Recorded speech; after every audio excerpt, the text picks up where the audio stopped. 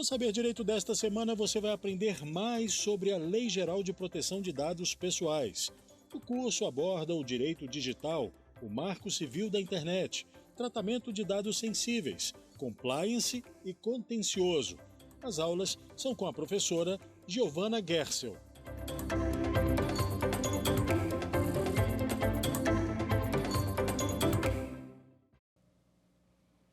Olá, sejam bem-vindos ao Saber Direito. Agora estamos na nossa última aula do curso Lei Geral de Proteção de Dados, Compliance e Contencioso.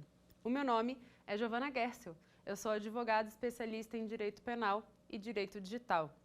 Vou fazer aqui um breve resumo sobre tudo o que já vimos. Na aula 1, a gente falou sobre o histórico do direito digital, como o direito digital surge aí para ele começar a dirimir problemas da sociedade que migrou do mundo físico para o digital. Na segunda aula, a gente falou sobre o Marco Civil da Internet, que é uma norma extremamente importante e ela deve ser aplicada também em conjunto à Lei Geral de Proteção de Dados. Na aula 3, nós falamos sobre a General Data Protection Regulation, GDPR, que é a norma da Europa sobre proteção de dados, que inspirou a Lei Geral de Proteção de Dados. Na aula 4, a gente falou especificamente da Lei Geral de Proteção de Dados. E aqui nessa aula 5, a gente vai falar sobre programa de compliance, sobre contencioso digital e também vamos falar sobre as multas e sanções que podem ser aplicadas pela Lei Geral de Proteção de Dados. Cada uma dessas aulas teve 5 subtemas. Os subtemas da nossa aula de hoje são o que é compliance, fundamentos do compliance, Programa de Integridade Digital, multas da LGPD e crimes digitais e meio de prova. Vamos lá? Primeiro, nós precisamos responder o que é compliance. Compliance digital vai ser um conjunto aí de protocolos e práticas de segurança para evitar que tenha vazamento ou furto de dados por agentes maliciosos. Essa é uma interpretação, eu diria, restritiva sobre compliance digital, é uma parte apenas da interpretação. Compliance, como a gente vai ver, vai muito além de apenas proteger ativos. Mas também vai tratar de uma adequada gestão que vai proteger essa organização. E aí vamos falar de um contexto um pouco mais amplo de compliance. Compliance pode ser uma ação de monitoramento constante pela qual organizações públicas e privadas buscam o máximo de conformidade jurídica possível e intencionam, assim, eliminar qualquer e todo tipo de risco. Aqui, a gente vai falar assim, o que é risco? Risco é tudo, né, que pode trazer algum prejuízo para a empresa.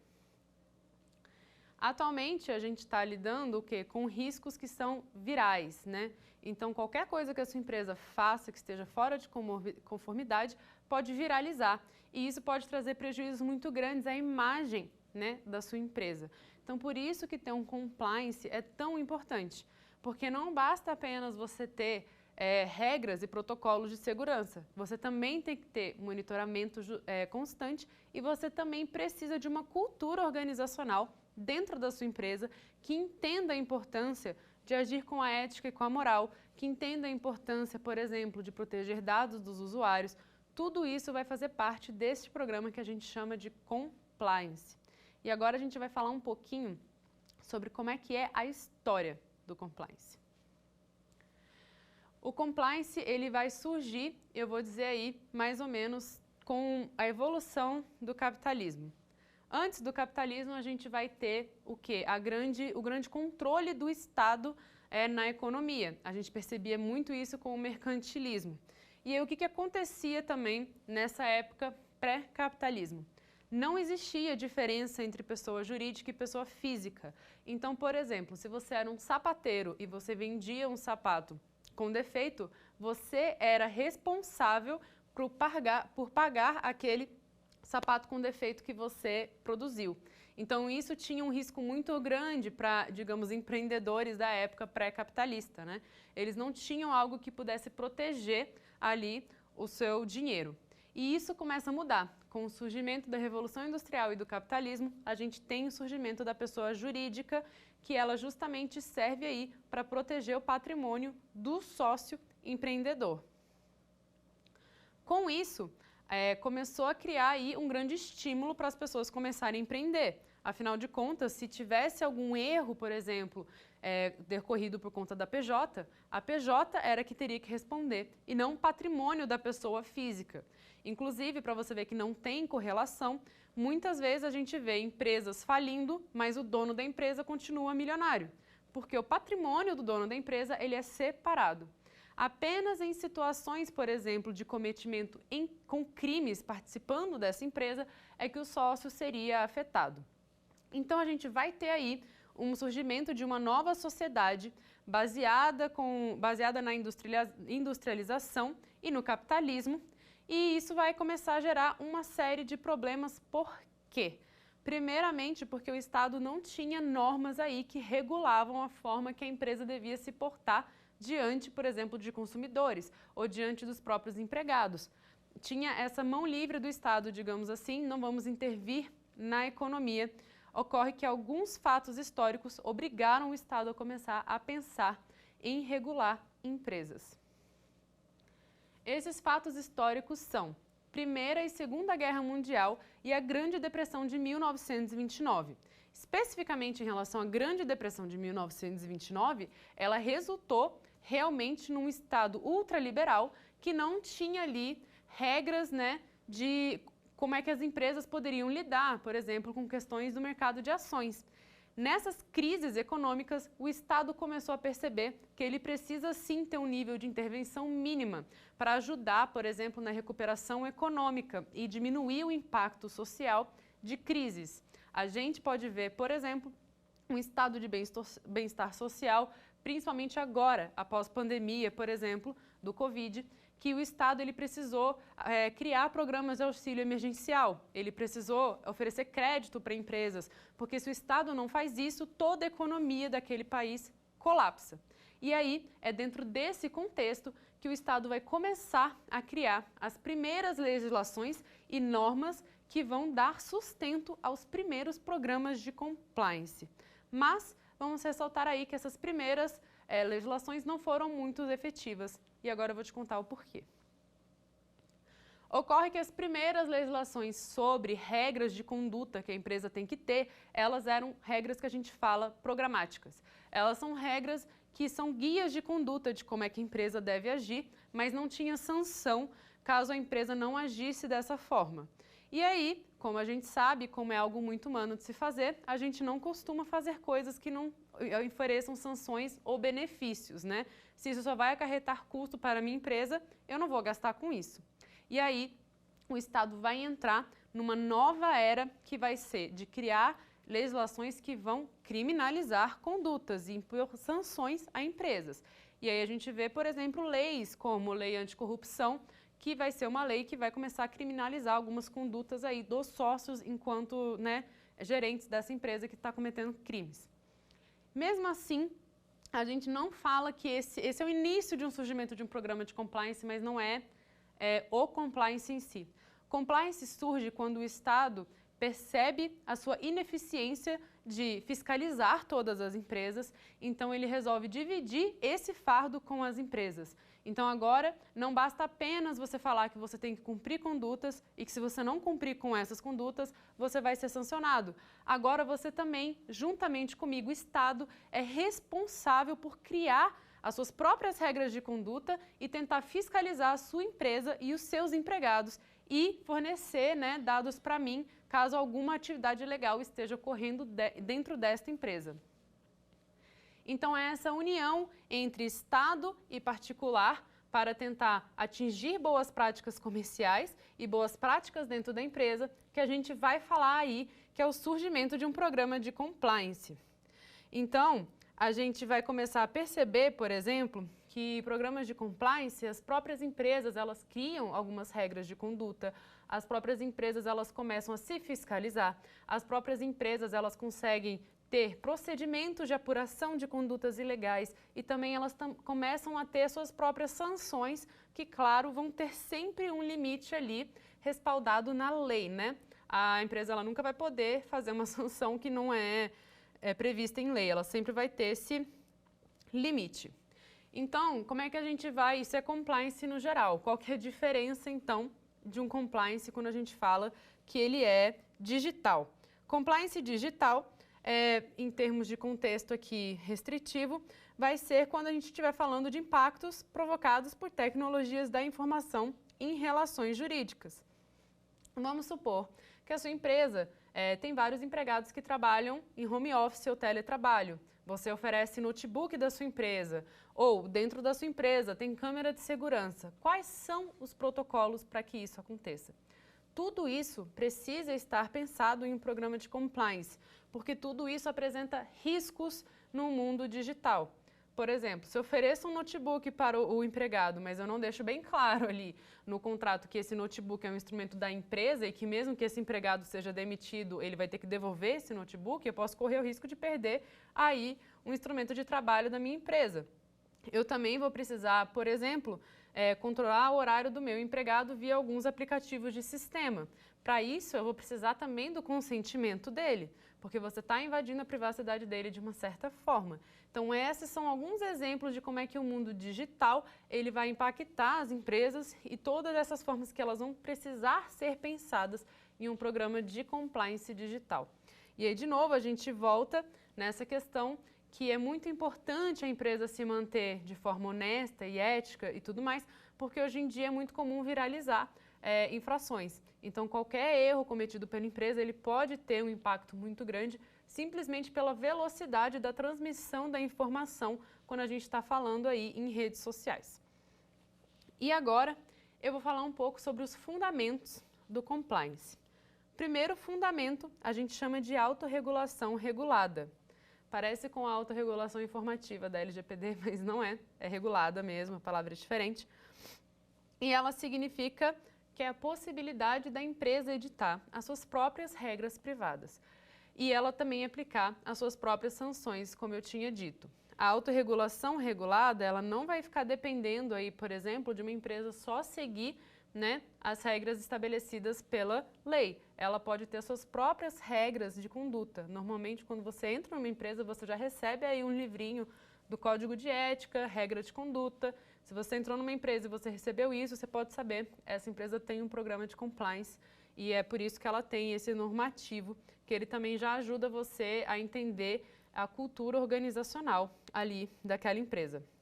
Então, a autorregulação corresponde às manifestações de atividade social que, geradas em outros dos seus campos, podem ser levadas em consideração ou assumidas como referência pelos poderes públicos e pelo direito, mas que, em primeiro plano, são levadas a cabo pela própria sociedade. Ou seja, regras de conduta que o Estado poderia também aplicar, mas, de início, está sendo a própria empresa que está aplicando essas regras de conduta e esses procedimentos com os seus próprios funcionários. Os acontecimentos decorrentes de escândalos de corrupção, por exemplo, e crime, eles vão impulsionar a criação de normas. Então, a gente vai ter aqui a Lei Anticorrupção, que foi criada em 2013, e ela também é conhecida como a Lei da Empresa Limpa. E ela vai visar o quê?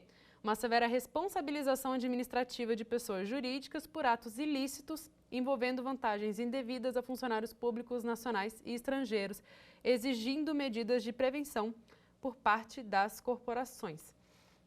E aí, os programas de compliance, eles surgem como uma forma, né, não só de prevenir esses atos ilícitos, mas também de proteger a empresa caso ela seja investigada. Então, por exemplo, às vezes um agente, né, ele cometeu um ato ilícito, mas aquela empresa ela tinha um bom programa de compliance. Porque isso pode acontecer, mesmo tendo uma boa cultura, mesmo tendo um bom programa, mesmo você tendo bons instrumentos aí de fiscalização, vai ter sempre alguém que vai ir para o lado negro da força, digamos. E aí, é uma forma da empresa se proteger e não ser atingida por aquele único agente, vai ser ela mostrar para o Estado que, olha, aquilo ali foi responsabilidade apenas dele, né? Nenhum outro dirigente da empresa atuou nisso. Então, a autorregulação regulada, ela é uma forma também de proteger a empresa. Ademais, representa total relação com compliance, já que ela tem os mesmos objetivos, princípios e métodos, quais sejam comprometimento do corpo diretivo e da alta direção das empresas com os normativos internos, alinhamento das regras às estratégias e aos objetivos do negócio da organização, alocação de recursos próprios para desenvolvimento, implementação, manutenção e melhoria do sistema, e mapeamento de risco e antecipação de demandas para elevação da qualidade da prática e serviços. Aí aqui, só para dar uma diferenciada, a gente vai falar sobre uma autorregulação regulada voluntária e da autorregulação regulada, digamos, normais. A que tem base regulada, voluntária, ela não depende aí de nenhuma normativa do Estado. Então, vamos supor que uma empresa, muito antes de surgir a LGPD, ela já tinha culturas aí de proteção de dados. Normalmente, empresas que trabalham diretamente com dados ou empresas que vão mexer muito com tecnologia da informação, elas têm muito dessas preocupações com segurança da informação, porque muitas vezes podem vazar dados da empresa que são essenciais, né, para o seu serviço. Então, às vezes, você já vai ter tido empresas que estavam aí de acordo com a LGPD, mesmo antes da LGPD surgir.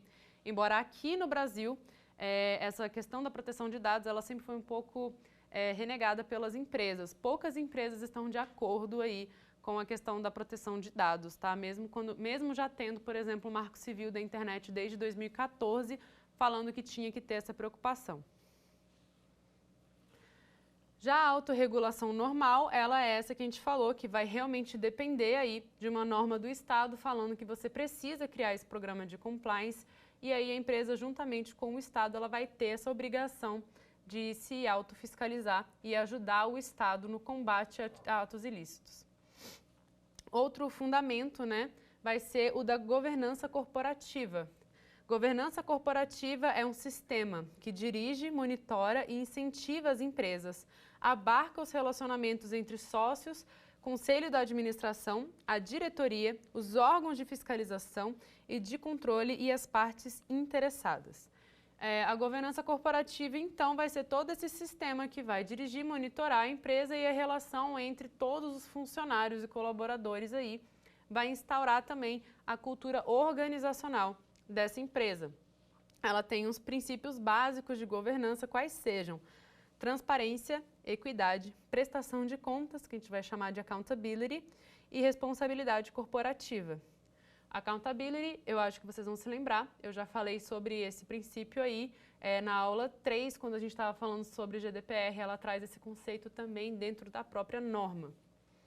Mas, enfim, sobre legislação de Lei Geral de Proteção de Dados, como é que a gente consegue ver, né, a aplicação desses princípios? Como é que a gente vê a governança corporativa dentro da LGPD? A gente começa a ver, por exemplo, quando diz que algumas as atividades sobre tratamento de dados precisam respeitar a boa-fé e o princípio da finalidade, da adequação, da necessidade, do livre acesso, da qualidade de dados, da transparência, da segurança, da prevenção e da não discriminação e responsabilização e prestação de contas.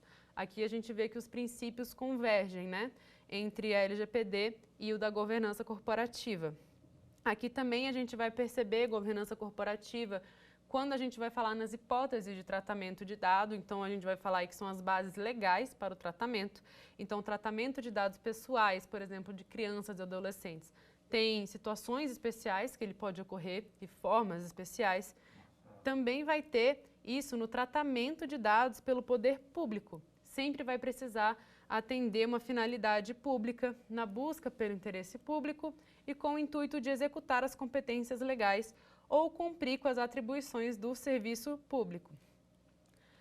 Aqui a gente também vai ver governança corporativa em relação às atitudes do operador e do controlador, né? Eles têm responsabilidade de prestar um relatório de impacto de dados, eles devem seguir a legislação da Lei Geral de Proteção de Dados, eles devem ser sempre claros em relação ao seu tratamento, eles não podem compartilhar o dado com ninguém que não tenha tido consentimento do titular.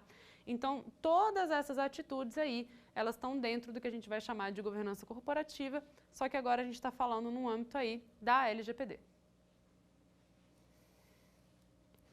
E então, a gente vai falar sobre como é que a gente vai criar, por exemplo, um programa de privacidade e proteção de dados eficiente. Tem alguns passos aí, tá bom? Primeiro passo vai ser conhecer previamente a empresa e o modelo de negócio adotado. O segundo passo vai ser mapear os dados que são coletados e usados pela empresa. Vou falar aqui um pouco sobre esse mapeamento de dados, tá? O mapeamento de dados consiste em descobrir quais são os dados que a empresa tem, quem tem acesso a esse dado, quais são os sistemas que monitoram esses dados, e aí, a partir disso, você vai começar a ver os riscos que esse tratamento de dados vai trazer para a empresa. A partir disso, você vai ter que delegar algumas funções. Nem todo mundo pode ter acesso a todos os dados. Então, precisa ali ter uma cultura de que apenas essas pessoas têm acesso a esses dados e ter protocolos de segurança, né, para impedir que pessoas não qualificadas tenham acesso a esses dados. O mapeamento de dados ele vai ser a base de qualquer programa de compliance digital. Em compliance normal, a gente chama mapeamento dos riscos. Compliance digital, eu estou falando que é mapeamento de dados, mas envolve também, né, mapeamento de riscos que esses dados vão trazer para a sua empresa. Então, depois que você identifica os riscos, você tem que criar mecanismos com o intuito de proteger os dados da empresa. E aí, por fim, você tem que treinar todos os colaboradores e demonstrar a importância de seguir as normas e os procedimentos criados em conformidades com a LGPD. Por que você tem que treinar? E o treinamento precisa ser periódico, porque normalmente existe rotatividade em empresas. Então, é sempre importante que mesmo que tenha gente entrando e saindo da empresa, que todos os funcionários eles estejam de acordo. Também é importante ser periódico para isso não ser uma coisa que vai ser esquecida na sua empresa. Então, você começou a fazer ali os estudos e aí ninguém nunca mais cobrou e aí, claro, que essa cultura não vai se manter. Então, por isso que é sempre importante ter esses ensinos, esses treinamentos, formas regulares aí. Eu aconselharia que fossem semestrais, pelo menos, tá? Porque desde a pessoa que... Qualquer funcionário da empresa, gente, mesmo a pessoa que, sei lá, que só trabalha para limpar e até o diretor, CEO da empresa, todos eles precisam ter pelo menos uma consciência aí de como é que a gente vai tratar com dados de usuários. Aí, voltando para os fundamentos, né, a gente vai ter responsabilidade ética empresarial. Responsabilidade e ética, às vezes, são sinônimos, né, mas existe aí umas pequenas diferenças.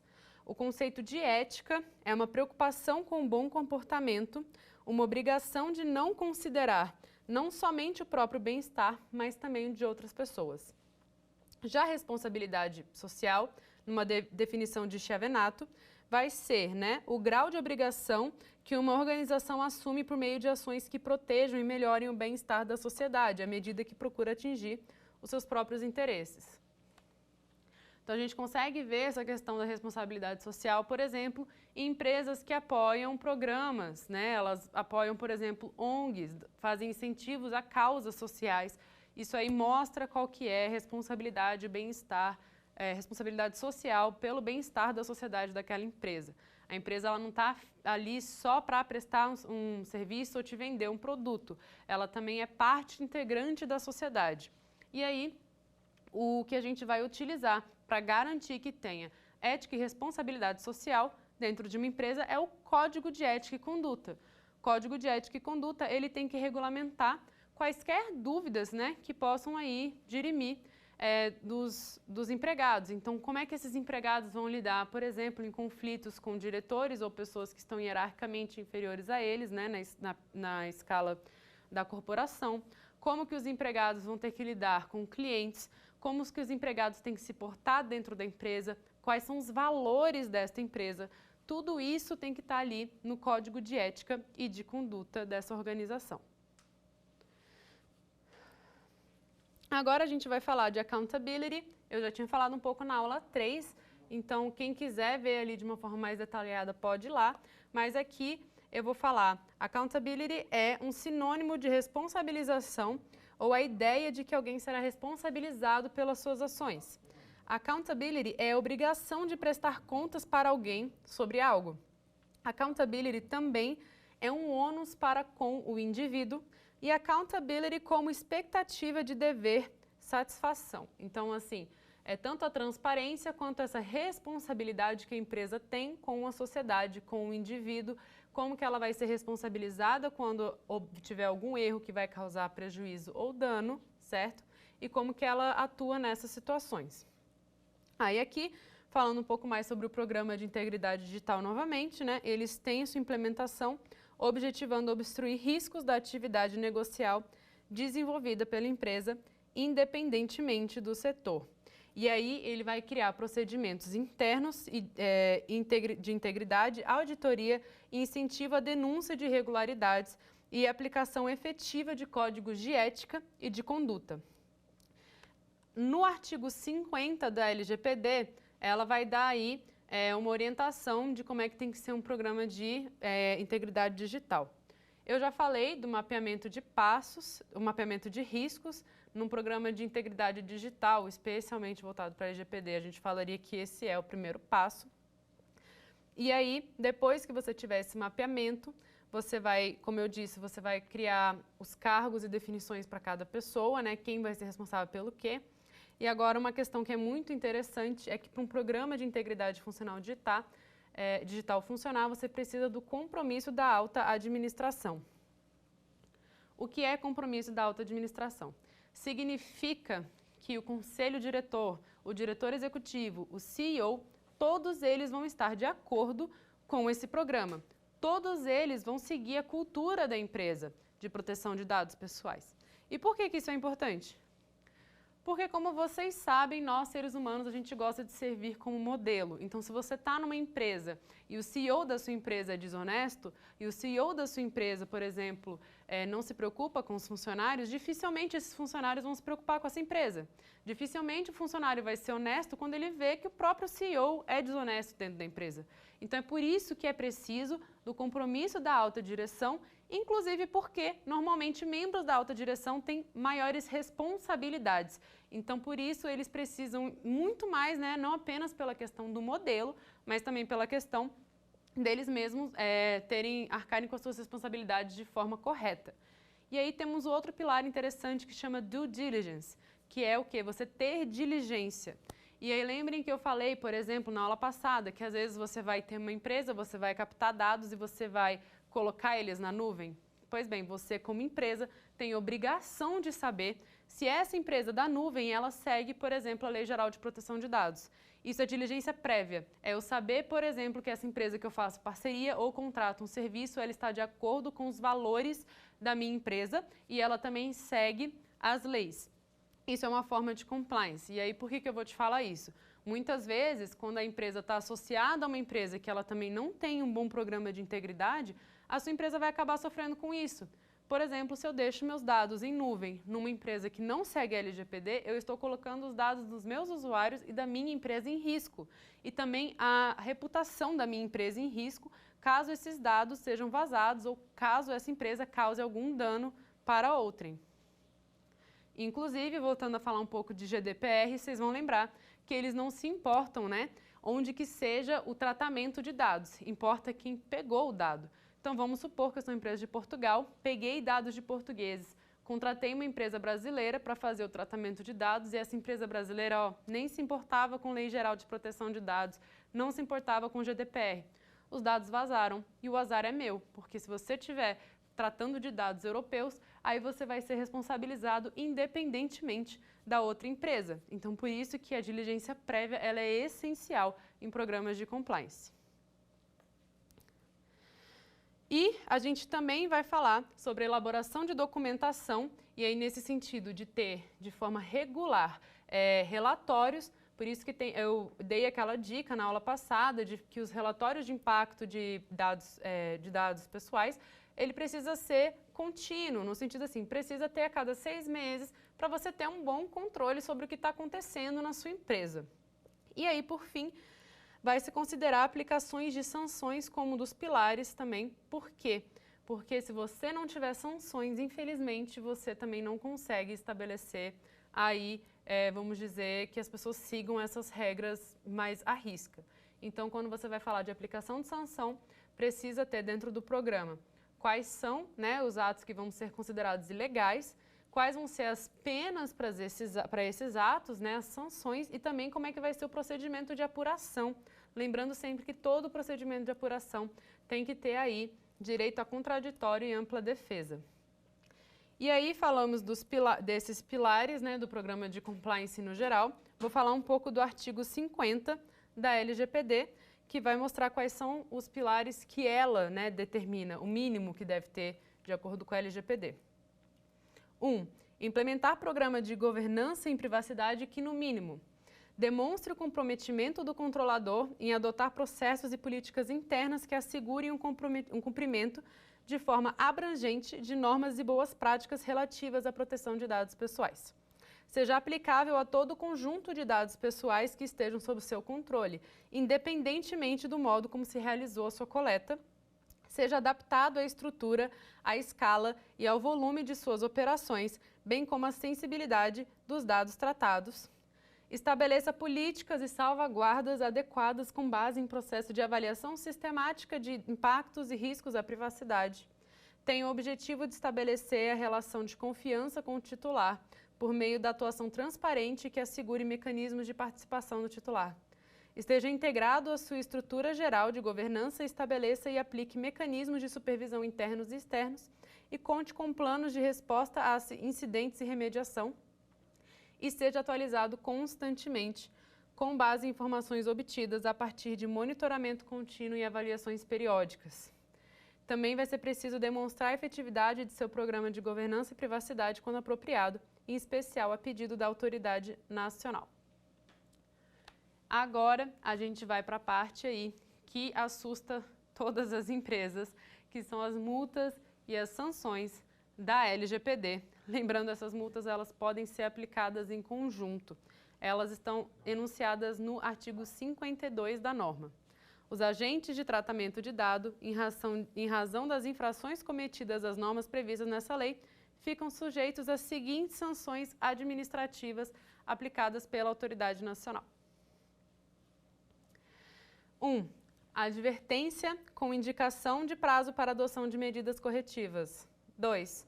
Multa simples de até 2% do faturamento da pessoa jurídica, grupo ou conglomerado no Brasil no seu último exercício, excluído tributos, limitada no total de R$50 milhões por infração. Então, se você teve várias infrações, você pode chegar a até R$50 milhões por infração. Isso vai ser tudo acumulado. Multa diária, observado o limite total a que se refere o inciso 2, que é isso que eu acabei de falar. Publicização da infração após devidamente apurada e confirmada a sua ocorrência. Bloqueio dos dados pessoais a que se refere a infração até a sua regularização.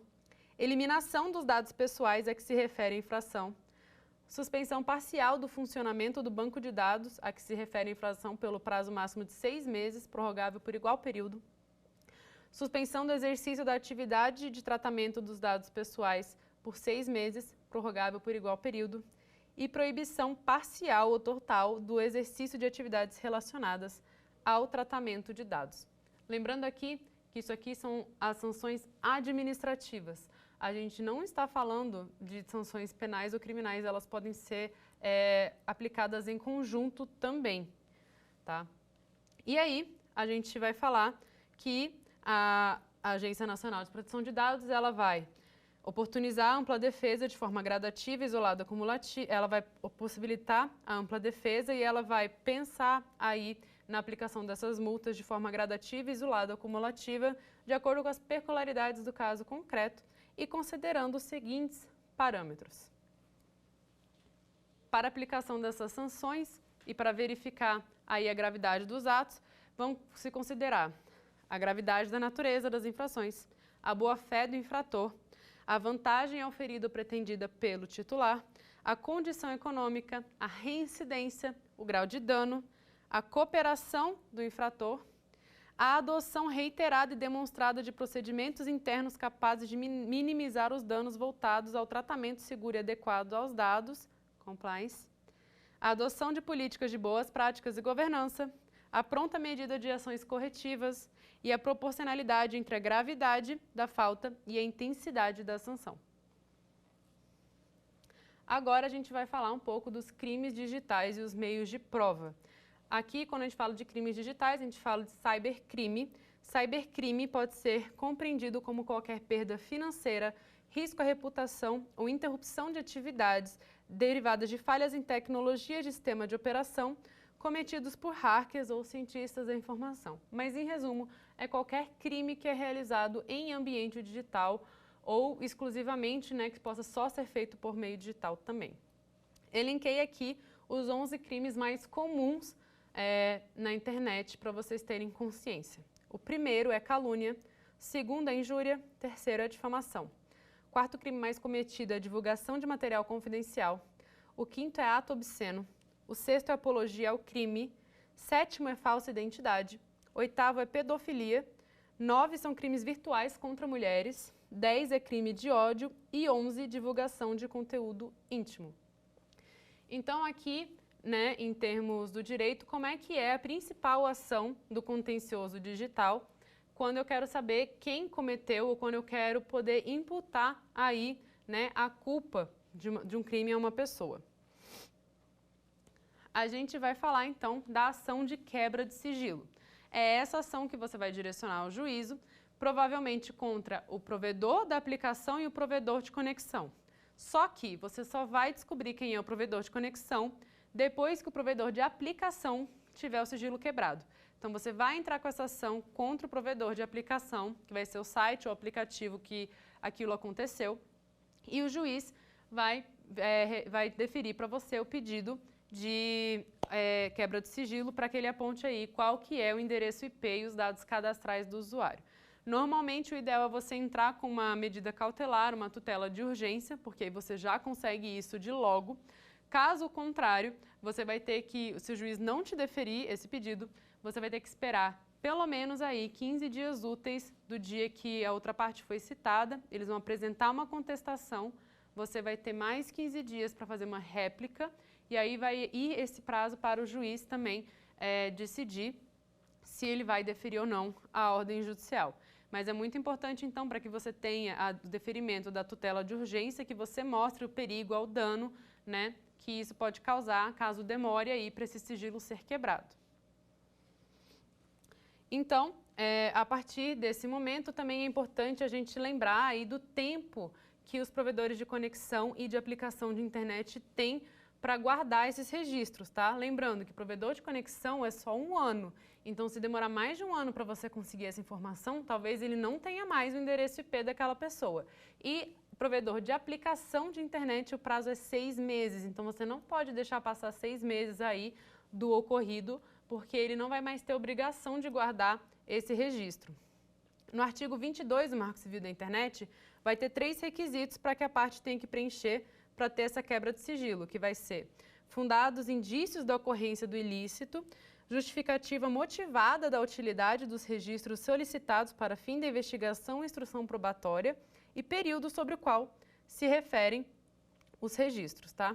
E, em regra, quando é deferido ali a tutela, normalmente a tutela determina 5 dias, tá? Para eles oferecerem esses dados. E aí, com base na economia pessoal, como eu te falei, né? Como eu falei aqui, na verdade, normalmente você vai ter que entrar com o pedido contra o provedor de aplicação e também com o de conexão. E aí, para aproveitar, normalmente no mesmo processo, você já pode pedir para o juiz expedir um ofício aí para o provedor de conexão para você não ter que montar 2 ações iguais. Mas isso vai depender do Estado, tá? Isso vai depender do tribunal. Tem juiz que entende que você vai ter que fazer uma outra ação judicial só para o provedor de conexão.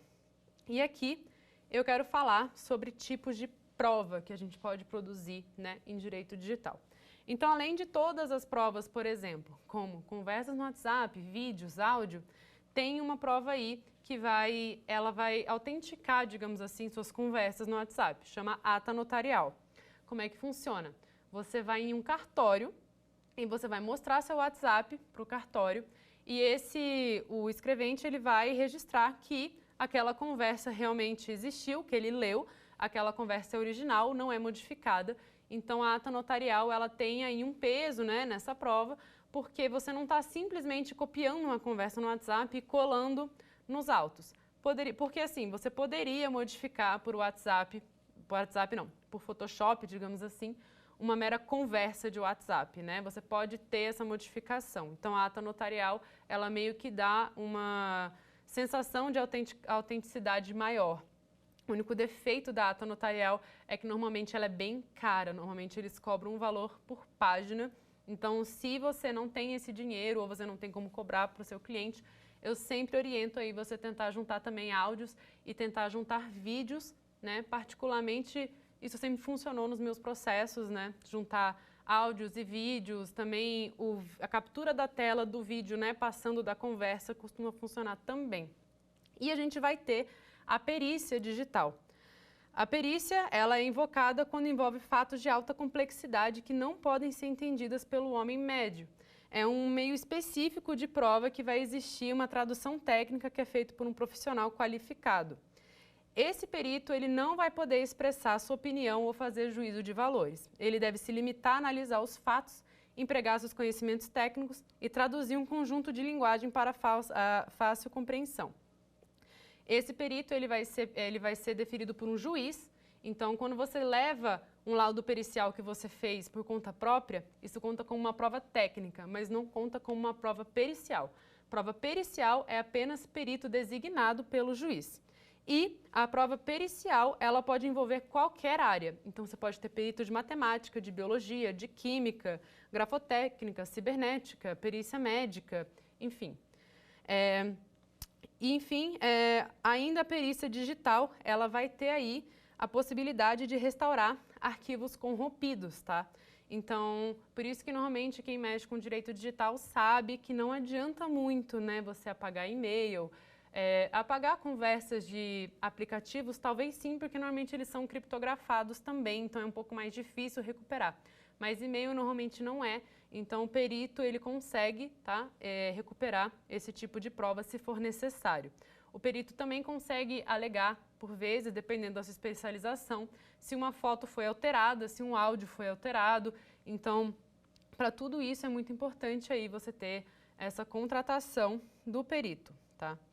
Inclusive, ele vai conseguir ter uma análise minuciosa de dados contidos na memória do computador ou de um celular, de onde podem ser extraídas diversas informações, como, por exemplo, datas, horários, usuários, e-mails, tempo de conexão, registros de segurança, além do próprio arquivo em si. O artigo que trata aí do perito é o artigo 473 do CPC, parágrafo único, vai falar aí do laudo. No laudo, o perito deve apresentar sua fundamentação em linguagem simples e com coerência lógica, indicando como alcançou suas conclusões.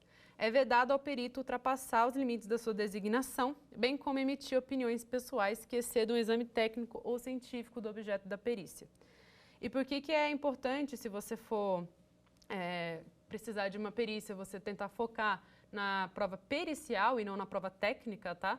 É porque quando você faz uma prova técnica, a outra parte também vai ter direito de produzir. E, normalmente, o técnico pode ser um pouco mais a favor de quem contratou ele. Então, a prova pericial feita em juízo, além dela ter um peso maior, ela também tem uma maior imparcialidade. Até vou dar um exemplo pessoal aqui, que já aconteceu na minha prática. Teve um caso que teve uma perícia de uma obra. Só que a parte fez a perícia, contratou a perícia técnica e logo depois ela reformou o ambiente e não deu tempo do meu cliente poder fazer uma perícia técnica. Então, acabou aí com o contraditório do meu cliente, porque eu não tenho como botar outro perito ali, nem como fazer uma perícia em juízo, já que ele reformou aquele ambiente.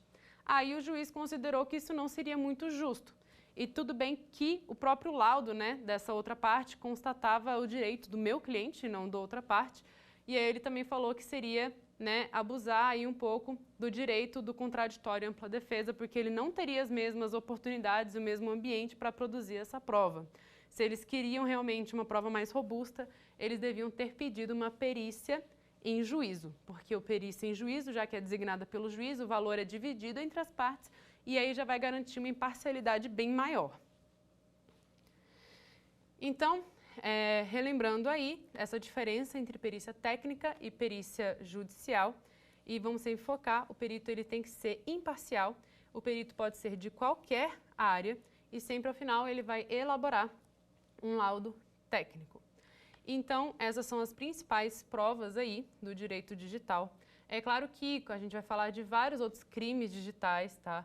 mas, em regra, a principal ação vai ser essa, da quebra de sigilo, e após essa quebra de sigilo, você vai conseguir ir atrás de quem realmente cometeu o crime.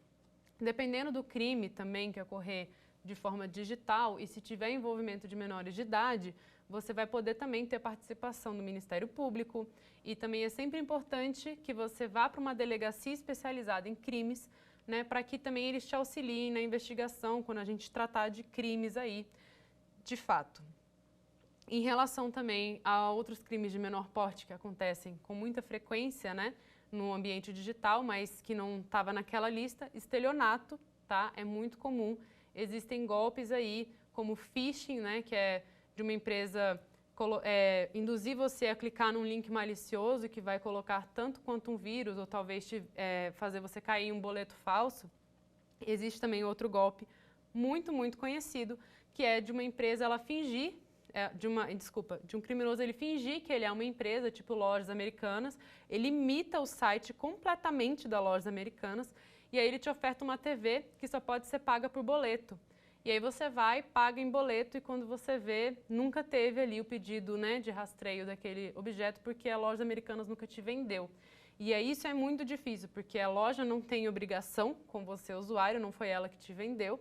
E normalmente, principalmente agora com o Pix, né, o Pix é imediato, então você nem consegue reter ele ali. Quando paga em boleto, você ainda tem um tempo aí para esse dinheiro cair na conta da pessoa, então você consegue ligar para o banco e pedir para o banco estornar esse dinheiro para você, porque você caiu num golpe.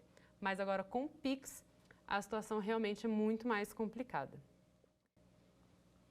E agora, com o fim da nossa aula, o fim da parte técnica da aula pelo menos, nós vamos ao nosso quiz para saber se vocês entenderam tudo que eu ministrei aqui.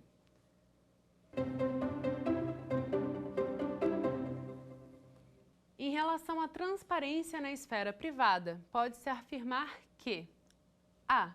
Apenas as empresas de grande porte precisam se preocupar com a transparência. B.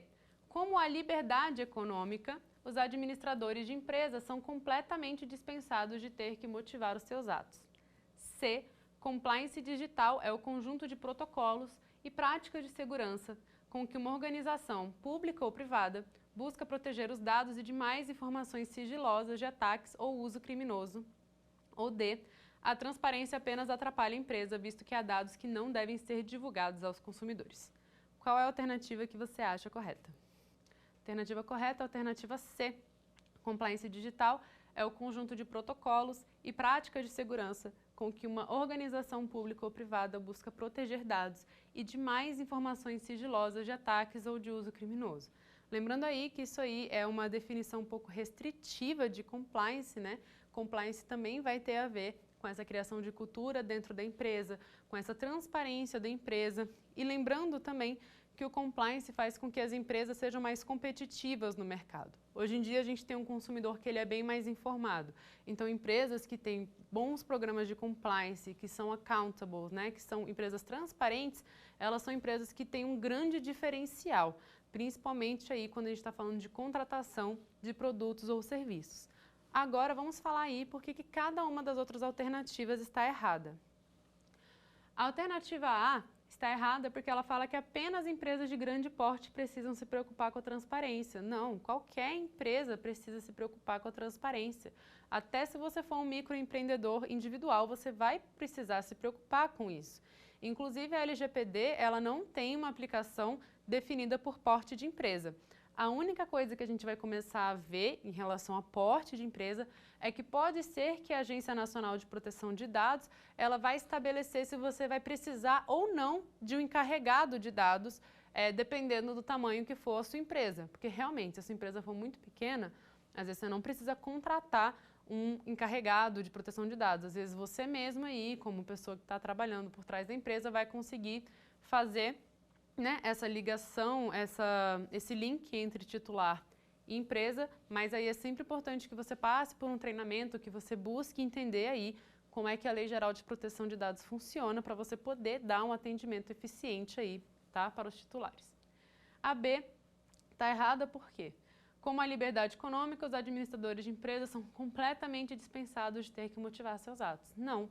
Os administradores de empresa, eles precisam motivar seus atos, até dentro da empresa, quando a gente está falando aí de compliance, porque isso é uma transparência dentro da empresa também, e também porque você precisa evitar que certos atos ilícitos aconteçam. Então, é sempre importante ter aí esse relatório, essa documentação, também por parte da alta administração, sempre relembrando, tá, que a participação da alta administração na cultura da empresa de ter um programa de compliance é extremamente importante, porque coloca tanto um modelo a ser seguido, como também a gente vai perceber que a alta administração tem altas responsabilidades. Então, quanto maior a responsabilidade, maior a queda, maior a chance de você cometer, né, algum erro. Então, é sempre importante que eles estejam aí a par e documentando o que eles fazem.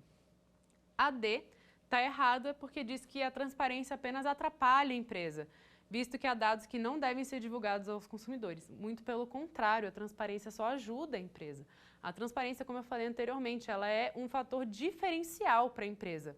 E, inclusive, sobre dados que não precisam ser divulgados aos consumidores, eles são, né, o sigilo comercial e industrial. Você realmente não tem obrigação de revelar esses dados, mas os dados dos consumidores você deve sim revelar. E se você for dono de uma empresa, você vai ver que quando você adotar um regime de transparência, os transtornos e problemas que a sua empresa pode ter vão ser diminuídos drasticamente. Tá? Então vamos seguir aí para a nossa segunda pergunta. Qual é o prazo de armazenamento do registro de provedores de conexão? A. 4 anos. B. 5 anos. C. 1 ano. Ou D. 3 anos. Qual é a alternativa que você considera correta? A alternativa certa é 1 ano, conforme disposto no Marco Civil da Internet. E aí também, relembrando, né, não adianta eu passar um por um porque ela está errada, porque a que está certa é 1 ano, mas relembrando aí que os provedores eles têm prazos diferentes. Então, o provedor de conexão ele vai ter esse prazo de 1 ano, mas o provedor de aplicação ele vai ter o prazo de 6 meses se ele explorar, né, atividade econômica e fins profissionais. Então, se você é um provedor de aplicação, ou seja, você tem um site que é pessoal, você em teoria não tem essa obrigação. Contudo, o juiz pode determinar sim que você acabe tendo, né, essa obrigação de manter esses registros. E lembrando também que tanto para provedor de conexão quanto para provedor de aplicação, o Ministério Público pode requerer ao juiz, né, que ele estenda esse prazo. Então, que, por exemplo, se está tendo investigações, ele pode pedir que esse provedor de conexão, esse provedor de aplicação tenha que manter os registros por mais tempo, tá bom? Então, vamos aí para a nossa terceira pergunta. Em relação à prova pericial, assinale a alternativa correta. A. Mesmo com a perícia digital, não é possível restaurar arquivos corrompidos, rastrear usuários, dados criptografados, mensagens estenografadas e recuperar dados armazenados. B. A perícia produzida só pode envolver certos tipos de área, como médica, grafotécnica ou cibernética. C. De ofício, a requerimento das partes, o juiz poderá, em substituição à perícia, determinar a produção de prova técnica simplificada, quando o ponto controvertido for de menor complexidade. Ou D. Por ser um especialista, é permitido ao perito ultrapassar os limites da sua designação, bem como emitir opiniões pessoais que excedam o exame técnico ou científico do objeto da perícia. Qual delas você considera a certa? A certa é a C. De ofício a requerimento das partes, o juiz poderá, em substituição à perícia, determinar a produção de prova técnica simplificada quando o ponto controvertido for de menor complexidade. Mas aí, lembrando, tá, sempre que a prova técnica, cada um vai trazer o seu próprio perito e aí vão se discutir essas duas perícias que foram feitas, tá? Mas, no geral, é sempre mais interessante quando você consegue, né, pegar a perícia judicial, porque ela costuma ter um impacto um pouco maior dentro do processo e também tende a ser mais imparcial. Mas agora vamos falar sobre as outras alternativas. A está errada porque diz que mesmo com a perícia digital não é possível restaurar arquivos corrompidos, rastrear usuários, dados criptografados, mensagens estenografadas e recuperar dados armazenados. Mentira, com a perícia digital isso é completamente possível.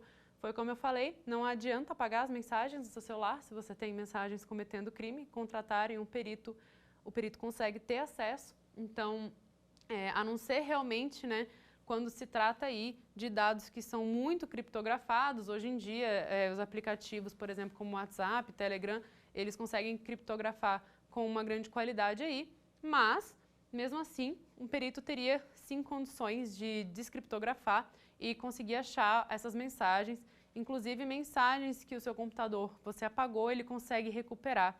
Ele também vai conseguir ver, por exemplo, a autenticidade de imagens, então, a autenticidade de áudios também, né, às vezes, né? Ironicamente, a gente tem uma tecnologia agora chamada Deepfake, que você consegue falsificar vídeos, né? Você consegue colocar o rosto de uma pessoa para fazer literalmente qualquer coisa. Um perito também teria condição de ver se um vídeo que foi apresentado ali é um vídeo falso ou não. B. A perícia produzida só pode envolver certos tipos de área, como médica, grafotécnica ou cibernética. Está errada, como eu falei, a perícia pode ser sobre qualquer área, pode ser inclusive sobre medicina, sobre biologia, sobre engenharia, então não existe essa limitação de área. Tendo um perito, você vai conseguir contratar e aí ele vai conseguir fazer a perícia para você. D. Por ser um especialista, é permitido ao perito ultrapassar os limites da sua designação, bem como emitir opiniões pessoais que excedam o exame técnico ou científico do objeto da perícia. Absolutamente errado, o perito nunca vai poder expressar a opinião dele, ele tem que ser extremamente científico, racional e objetivo. Então, em resumo aí da nossa última aula do nosso curso, eu falei para vocês sobre o que é um programa de compliance, qual é a sua origem, quais são os seus fundamentos, os seus pilares, qual é a sua importância. Falei também da aplicação da LGPD nesse programa de compliance digital e também falei sobre o contencioso digital, como são feitos os crimes digitais, qual é a principal ação que você, advogado, pode ter em relação a isso. E também falei das provas digitais. Para mim foi um prazer ministrar esse curso para vocês. Eu espero ter outra oportunidade de estar aqui no Saber Direito e muito obrigada pela participação e acompanhamento de vocês. Até logo! Quer dar uma sugestão de tema para os cursos do Saber Direito? Então mande um e-mail para a gente, saberdireito@stf.jus.br, ou entre em contato por WhatsApp. O número é esse que aparece na tela. Você também pode acompanhar as aulas pela internet. Acesse tvjustiça.jus.br ou nosso canal no YouTube, TV Justiça Oficial.